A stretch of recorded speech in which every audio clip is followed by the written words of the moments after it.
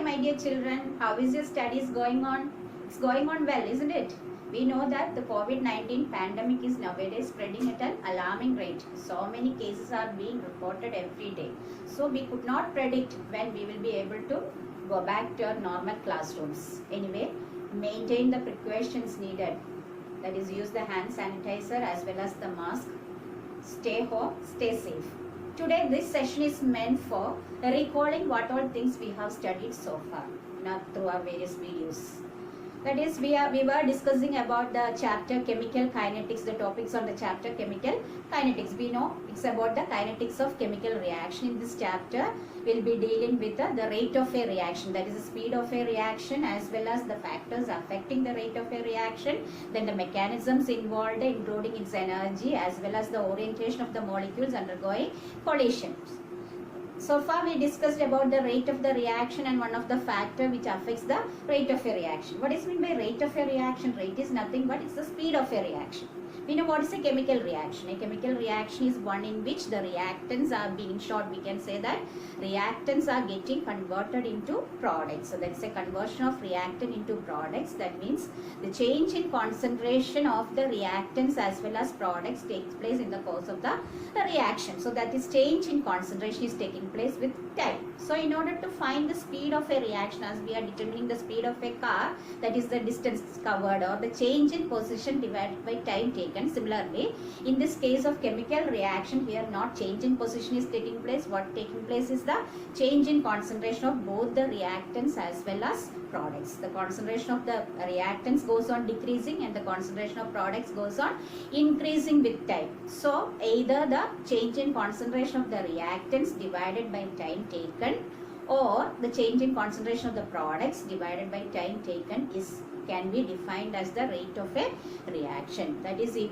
we can express the rate in terms of either the change in concentration of the reactants or the change in concentration of the products. If we are expressing it in terms of reactants, we can say that the rate of decrease in concentration of the reactant is equal to, because the concentration of the reactant goes on decreasing, is equal to decrease in concentration of the reactants divided by time taken for that decrease, or rate of increase in concentration of product or speed of increase in concentration of products is equal to increase in concentration of the products divided by time taken. We have defined a general hypothetical equation, R giving P. R stands for the reactants and P for the products. Then rate is equal to minus delta R by molar concentration of R divided by delta T, which is also equal to plus delta P, the molar concentration of P divided by delta T. And this rate that is defined for an interval of time, it is defined for a particular interval of time. That rate is called the average rate. That is the rate defined for a particular interval of time is known as average rate. And there is one more term, that is instantaneous rate. What is instantaneous rate? If we want to find out the rate of a reaction for a particular moment of time or particular instant of time, that is right now, we can call it as instantaneous rate. And these two we can find out from graphically. We have seen how we can find the instantaneous rate and average rate graphically.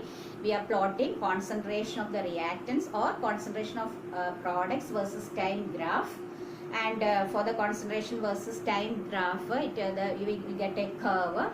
For in case of the reactants, it is maximum at the when T is equal to 0, that is at the start of the reaction, the concentration of the reactants is maximum, then it goes on decreasing till an equilibrium is reached. From that curve, we can find the average rate as well as instantaneous rate. Instantaneous rate is finding out by plotting a point corresponding to that particular time in the curve and drawing tangent to the curve and find the slope of the tangent.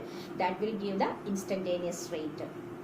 And after that, we have studied how to apply the rate of a reaction in a particular chemical reaction, that's a specific chemical reaction. For example, 2A plus B giving products. In that reaction, we can see that the stoichiometric coefficients of the reactants, here the reactants are A and B, the coefficient of A is 2 and coefficient of B is 1. So the stoichiometric coefficients are not equal, or we can say the stoichiometric coefficients are not equal to 1.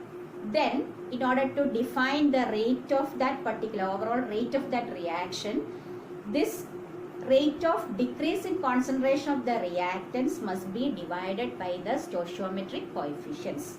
So rate of this particular reaction can be defined as rate is equal to minus, in the case of reactants, minus 1 by 2 delta A by delta T, which is equal to minus delta molar concentration of B divided by delta T. So if the stoichiometric coefficients of reactants and products are not equal to 1, in order to find out the rate, we have to divide the rate of decrease in concentration of the reactants or rate of increase in concentration of the products divided by the particular stoichiometric coefficients respectively. So this way we can write the rate for a specific reaction if you are given either a simple reaction or a complex reaction. Next, we have gone through the factors controlling the rate of a reaction. Which are the factors controlling the rate of a reaction? 3 factors we have seen. First one is concentration of the reactants, that we have explained in detail. We know that the concentration of the reactants is directly proportional to the rate of a reaction. Why? Because we know that for a reaction to happen or reaction to take place, the reactant molecules should collide with each other with a proper energy as well as orientation. This collision only will lead to the breakage of the old bonds and formation of new bonds, which is leading to new products. So for the collision to take place, this reactant molecules should come in contact with each other. So as the concentration increases, the chance of coming in contact also increases with the number of molecules, as the number of molecules increases. So the rate concentration increases, the rate of collision increases, as well as the rate of reaction also increases. So this dependence of concentration of reactant on the rate of a reaction is expressed in the form of a equation or expression or law that is known as rate law, rate expression or rate equation. And rate equation, it can be defined as rate is expressed as the product of the molar concentration of the reactant raised to some rate is directly proportional to the product of the molar concentration of the reactants raised to some power which may or may not be equal to the stoichiometric, particular stoichiometric coefficients. Can be or cannot be equal to this stoichiometric coefficients. So this power of the concentration terms has been given a specific name, that is known as order of the reaction, that is order with respect to each of the reactants. In order to find the overall order of the reaction, we have to add, it is the sum of the powers of the concentration terms in the rate equation. That is, rate is directly proportional to molar concentration of the reactants raised to some power. We have written it as x and y in a equation, that is rate is directly proportional to A raised to x into B raised to molar concentration of A raised to x into molar concentration of B raised to y. Then order of this particular reaction is equal to, total reaction is equal to x plus y. It is known as the order of the reaction, which is the sum of the powers of the concentration terms in the rate equation. So in order to remove this proportionality sign, we have inserted a constant, that is rate constant k. That is we redefine this equation as a rate is equal to k into molar concentration of A raised to x into molar concentration of B raised to y. That is, k is known as a rate constant, and order is, we know that order x and y may or may not be equal to the stoichiometric coefficient. So it is not a theoretical data. We cannot find it if you have a balanced chemical equation. It can be find out only through experiments. It's an experimental data. And one more term we have defined, that is molecularity of a reaction. What is meant by molecularity of a reaction? It is the number of particles or number of reacting species which should collide simultaneously to bring about a chemical reaction. Number of reacting species which should simultaneously collide with each other to bring about a chemical reaction is known as molecularity. We know that there are 2 types of reactions, that is elementary reactions as well as complex reactions. What are elementary reaction? The reaction which takes place or which gives the end product only through a single step, that is known as elementary reactions. But there are Another type of reaction, that is complex reaction, that is the reaction which is getting to the final product through a sequence of steps. So that is a reaction which is being carried out through several steps to give the ultimate product, that is known as complex reaction. So for a complex reaction, it involves so many elementary steps. Molecularity, one of the specific feature of molecularity is that it is a theoretical concept. Once we have a balanced chemical equation with us for that particular reaction, we can predict the molecularity of that particular step. So molecularity is meaningful only for elementary reactions. For complex reaction, molecularity does not have any specific meaning. So that is about order and molecularity of a reaction. And we also found out the unit of rate constant K for a zero order, first order and second order reaction. That can be we can find it out from the equation K is equal to rate divided by molar concentration raised to N. Rate divided by molar concentration raised to N. So if we are substituting the unit of rate as well as molar concentration, we will get a final like concentration raised to 1 minus N divided by time. It will be written as concentration raised to 1 minus N divided by time. We know the unit of concentration, that is moles per liter.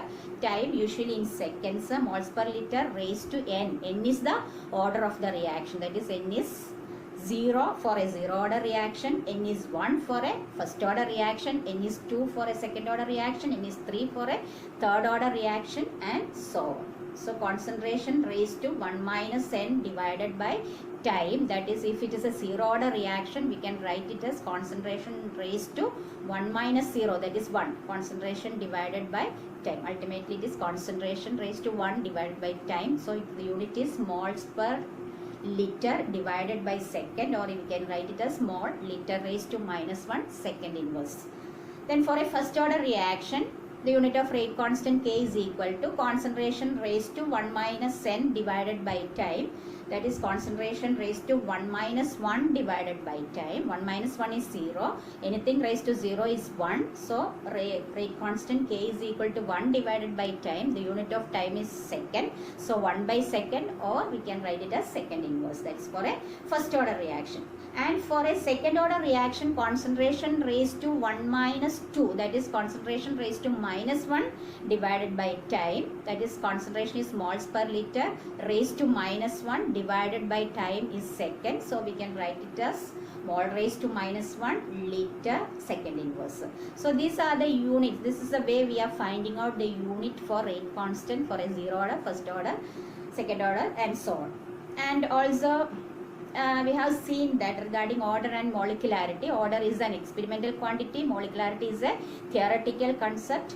That we know that for a complex reaction, that's a reaction taking place through several steps to give the final product. Such sort of reactions, actually the speed of the entire reaction or speed of the overall reaction depends on the slowest step, that is the slowest among the all of the steps. So many steps would take place to achieve the final product. So among this, the slowest step is the rate determining step.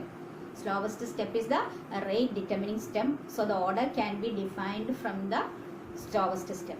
So that's about order and molecularity. So before winding up this session, we shall see what are the specific characteristics of order and molecularity. We have said that order is an experimental quantity, whereas molecularity is a theoretical concept. Order is applicable for elementary as well as complex reaction, whereas molecularity has no meaning for complex reaction. It is applicable only for elementary steps. And that overall molecularity doesn't have any specific meaning. The third important thing is that the order for a complex reaction, order is given by the slowest step, and the order of the slowest step is same as that of the molecularity of the slowest step.